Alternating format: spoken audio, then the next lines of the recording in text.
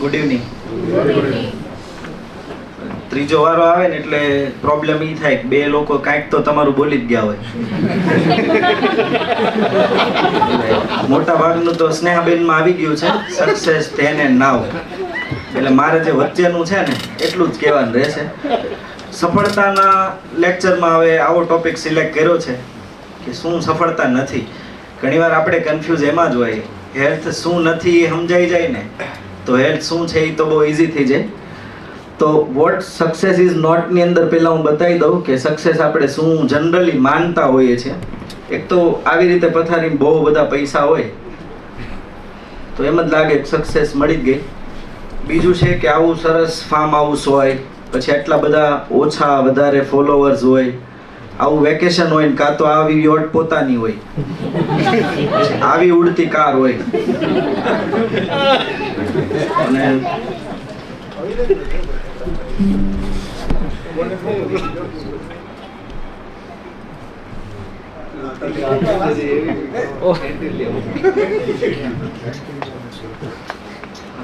આવું અમથો નાનો અમથો બંગલો હોય. આને આપણે સફળતા માનતા હોય કે આટલું હશે તો આવી ગયું. પણ આમાં કાંઈ વાંધો નથી. આપણે એવું નથી કહેતા કે અચીવ નથી કરવાનું, આ બધું જ લેવાનું છે. પણ એની સાથે સાથે જે જરૂરી છે, જે છૂટી જાય છે, એ છે પીસ ઓફ માઇન્ડ. આ ભાઈનું પિક્ચર શું બતાવે કોઈ કહેશે? એક માણસ બેન્ચ પર બેઠો છે શાંતિથી, એનું પિક્ચર શું બતાવે કોઈ ઝડપથી કહેશે? Gratitude, happiness. પછી SMS આવ્યો, પૈસા જમા થયા. જોય, ઇનર જોય એ છે ને. હેપીનેસ માટે તમારે કોઈ એક્સટર્નલ ફેક્ટર જોઈએ, અને જોઈ એવી વસ્તુ છે કે સતત અંદરથી આવતું હોય. રાઈટ? એની માટે તમારી પાસે આજુબાજુમાં કાંઈ પણ વસ્તુ, કોઈ વ્યક્તિ નહીં હોય છતાં બી તમે જે ખુશી ફીલ કરો, ધેટ ઇઝ ઇનર જોય. એ આનંદ છે. આનંદ પરથી યાદ આવ્યું, આ માણસને કોણ ઓળખે છે? આનંદ કુમાર, સુપર 30. રાઈટ? તો આમના જીવનમાં એવું હતું કે આ વસ્તુ જે છે ને એમના માટે પ્રાઇડ છે. કે એમને એવું નહોતું કે બહુ મોટા વિદ્યાર્થીઓ હોય, બહુ હોશિયાર વિદ્યાર્થીઓ, પૈસાદાર વ્યક્તિઓ હોય, એમના છોકરાને મારે ટોપ પર પહોંચાડવા છે. પણ આપણે આ પિક્ચર જોયું હશે, સુપર 30, ઋતિક રોશન.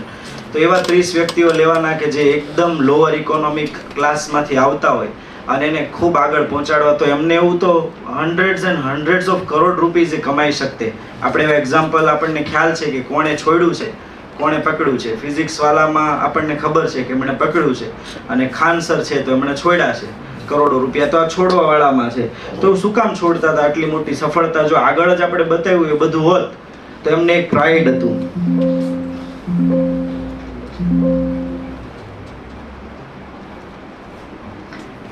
પછીનું આ છે જોબ સેટિસ્ફેક્શન. તમને તમારા કામમાં એટલો બધો આનંદ આવતો હોય તો બીજી કોઈ વસ્તુની જરૂર નથી.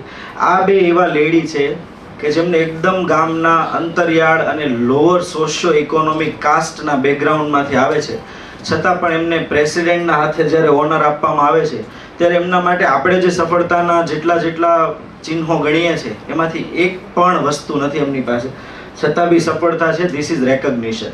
રાઈટ? તો જે આગળ હતું એ એક્સટર્નલ ફેક્ટર્સ ઓફ સક્સેસ અને these are the internal factors of success.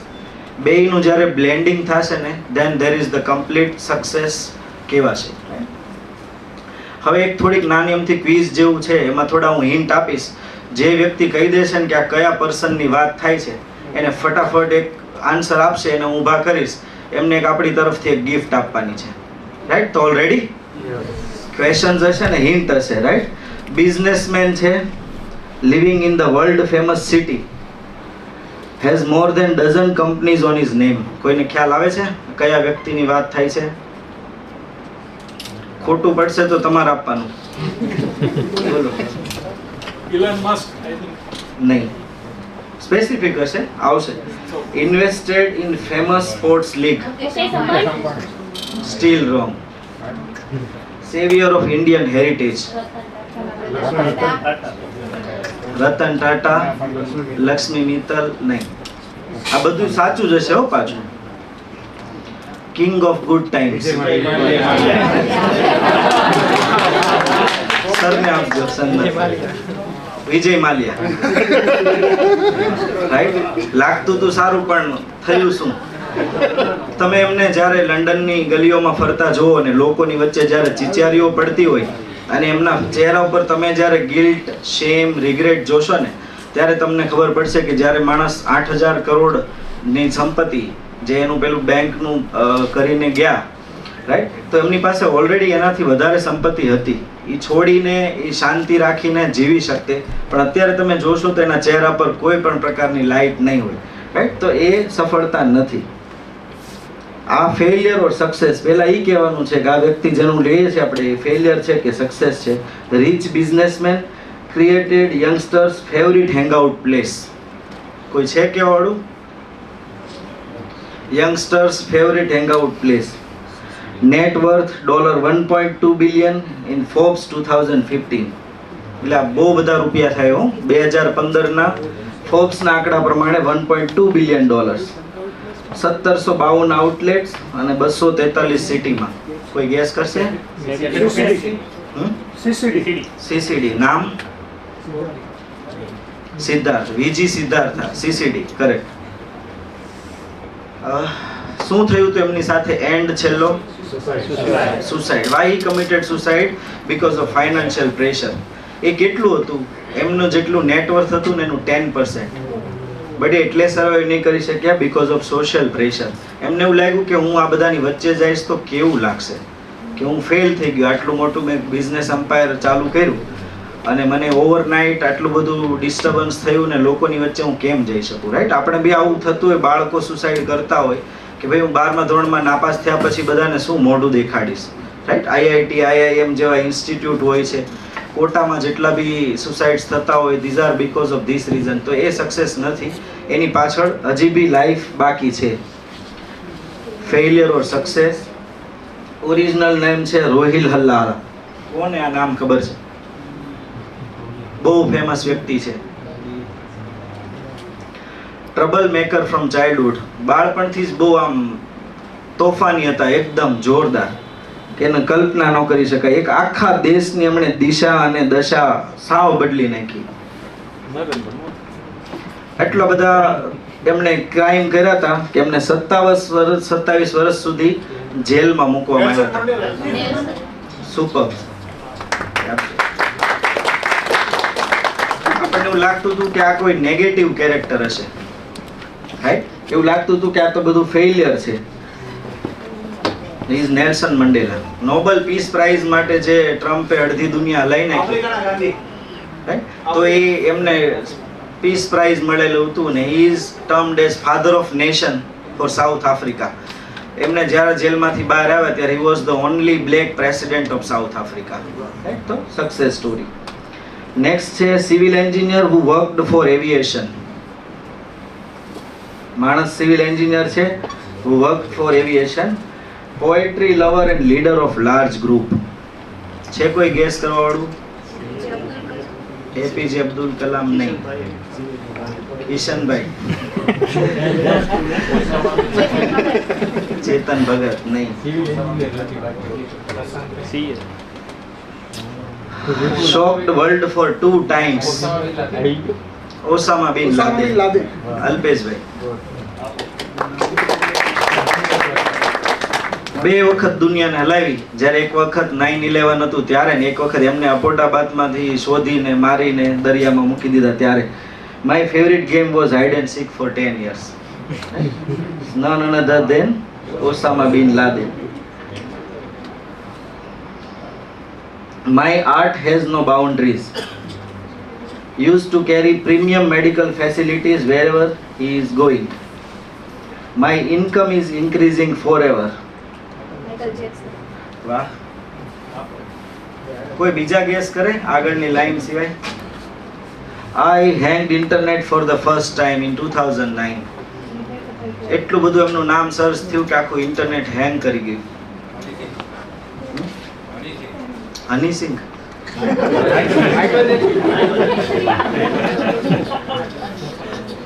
I lived 2 races. Michael Jackson. Correct. I used to walk on moon. Michael Jackson. Right, આમનો ડ્રોબેક શું હતો?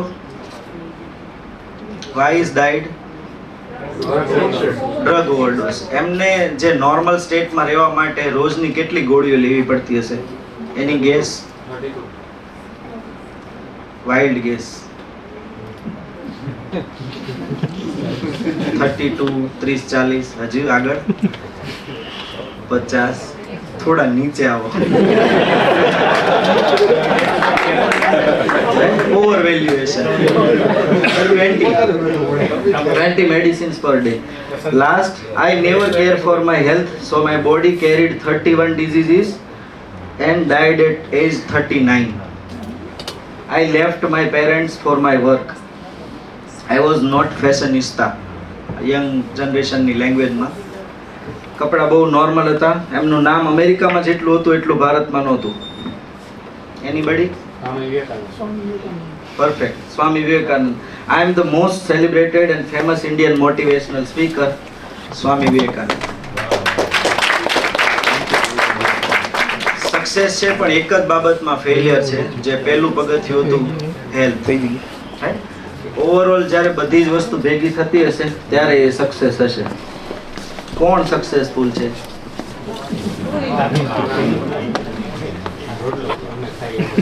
એકમાં એક્સટર્નલ ફેક્ટર્સ છે, ફેમિનિઝમ છે, દોડ છે, અને બીજામાં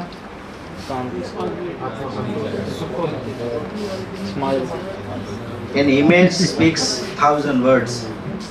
રાઈટ, સોક ધીસ ઇમેજ. કારણ કે આ આપણું જે આજથી 30-40 વર્ષ પહેલાનું ગામડું હતું અને આ અત્યારની નવી પેઢી હજી બી આગળની પેઢી આગળ તરફ જઈ રહી છે, એનું સિમ્બોલિઝમ છે.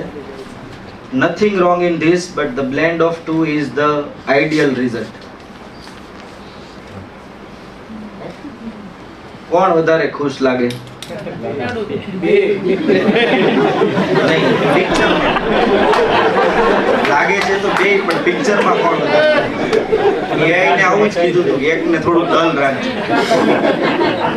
નહીતર તો પહેલા તો વધારે ખુદ આપતા. પણ કોઈ એક્સટર્નલ ફેક્ટર્સની જરૂર નથી અને એટલો સ્ટ્રેસ નથી કે આપણે આને બહાર નીકળવા માટે આ બધી વસ્તુનો સહારો લેવો પડે. આ કયું કન્ટ્રી હશે? ઇન્ડિયા, ભારત, હિન્દુસ્તાન, ઈ તો ખ્યાલ આવ્યો. હવે આ તાઇવાન, જાપાન. આ આપણી દોડ કઈ બાજુ હોય, પૂર્વ કે પશ્ચિમ? વધારે પશ્ચિમ. રાઈટ, તો પશ્ચિમમાં જવું હશે ને તો એ લોકોને 40 વર્ષથી આ એક મોટું સફરિંગ છે. વર્ક રિલેટેડ સ્ટ્રેસ વર્લ્ડમાં હાઈએસ્ટ, ડિવોર્સ રેટ હાઈએસ્ટ, ડિપ્રેશનના cases highest, suicidal tendencies, crime ratio and lifestyle disorders. જો આ બધું હોય તો આપણે સફળ ગણાય. તો અમેરિકામાં આ બધી વસ્તુ તમે સર્ચ કરશો તો મેક્સિમમ રેટ પર છે ઓલ ઓવર ધ વર્લ્ડ. એની સામે જાપાનમાં સફળતાની સાથે છે respect, harmony, ethics, peace, empathy, social stability and ikigai. Ikigai આપણે એવું જોયું કે જેમાં healthy living for a longer period of time. વર્લ્ડના જે મેક્સિમમ લોકો છે કે જે સૌથી હાઈએસ્ટ જીવે છે એ જાપાનના ઓકિનાવા ટાપુમાં જોવા મળે છે. 4 વસ્તુ પર કામ કરે છે: એક સોશિયલ સર્કલ, એક ઇનર પીસ, એક રેગ્યુલર મહેનત અને એક એમનું નેચરલ ફૂડ. રાઈટ, આનાથી એ લોંગ જીવી શકે. આપણી પાસે પ્લેન છે, યુએસએ જવાનું છે, અને આપણી પાસે પ્લેન છે, જાપાનમાં જવાનું છે. 20 વર્ષ પહેલા ભારત વચ્ચે ઊભું હતું, અત્યારે તો ખબર નથી કઈ બાજુ છે. રાઈટ, આપણી દોડ આ બાજુ હશે, જે આપણી રાઈટ સાઈડ પર છે તો આટલી વસ્તુ સાથે આવશે, અને જો આપણી લેફ્ટ સાઈડ હશે તો આટલી વસ્તુ પેરેલલ મળશે. હમણાંનું famous country Italy because of this. Prime minister બતાવે છે મિલોનીને કે તમારે ત્યાં એક ફેમસ સેન્ટેન્સ છે, ડોલ્સે ફાર નિયાન્તે. કોઈને મીનિંગ ખબર છે? સર્ચ કર્યા વગર. મિનિંગ છે the sweetness of doing nothing. આપણું મગજ સતત કાંઈક ને કાંઈક, અહીંયા બી શાંતિ નહીં હોય. 11 વાગે 12 વાગે ઘરે જઈને હું કરશું, અહીંયાથી હું કરશું, આમ જાશું તેમ જાશું, સતત. સાહેબ, તો આ એવું કન્ટ્રી છે ને ત્યાંના લોકો એવા છે કે તે ડુઈંગ નથી. તમે ત્યાંની સડકો પર નીકળતા હશો, પર્સનલી નથી ગયો પણ આની માટે વાંચ્યું છે, તો એમાં એવું છે કે જ્યારે તમે કોઈ પણ વસ્તુને સાયલેન્ટલી ઓબ્ઝર્વ કરો છો, એ સમુદ્ર હશે કે કોઈ ઝાડ હશે, પક્ષીઓનો કલરવ હશે, સાયલેન્ટલી જ્યારે ઓબ્ઝર્વ કરો છો કાંઈ પણ વસ્તુનું આગળ પાછળ ઉપર નીચે કાંઈ જ કર્યા વગર, ત્યારે જે તમને આનંદ મળે છે it is a real success. એમાં બે વ્યક્તિ સરખા છે, જેની પાસે ખૂબ બધી સમૃદ્ધિ છે અને જેની પાસે બહુ ઓછા રિસોર્સિસ છે. Both are equal on this level, right? The sweetness of doing nothing. આ પ્રિન્સિપલ એક ફોલો કરવા જેવું છે. એન્ડ સેકન્ડ છે માર્કસ ઓરેલિયસ, અમોર ફાતી.